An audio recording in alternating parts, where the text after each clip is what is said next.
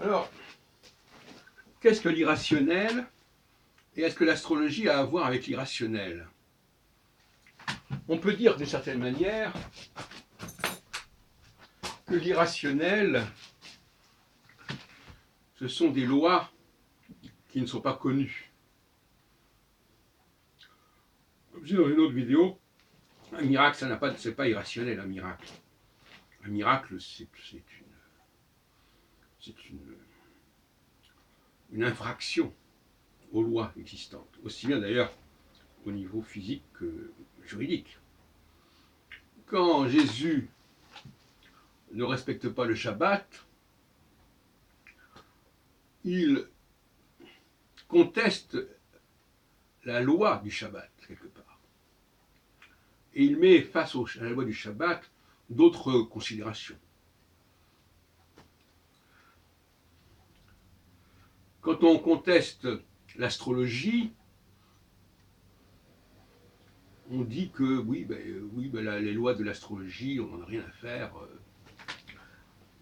Donc, dans les deux cas, il s'agit de lois dont le fondement est contesté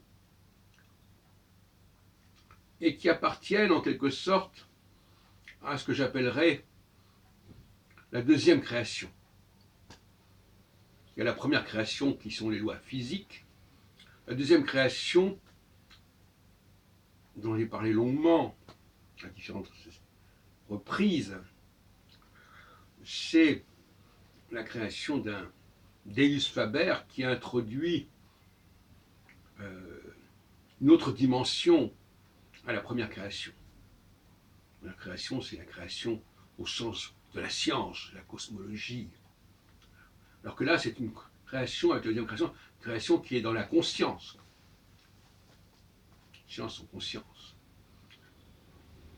Et face à cette deuxième création, il y a une troisième création qui remet en question les lois de la deuxième création.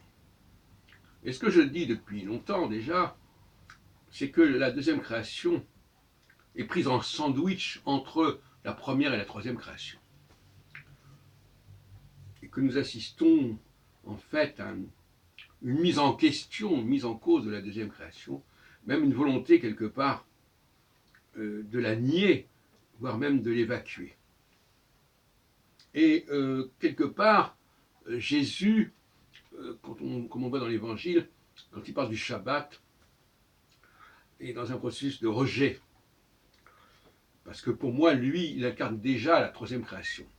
C'est-à-dire la création non pas d'un Dieu universel, non pas d'un Deus Faber qui se serait décidé à créer quelque chose, une humanité particulière, mais à un homme qui crée ses propres outils, en quelque sorte, ses propres règles et ses propres principes.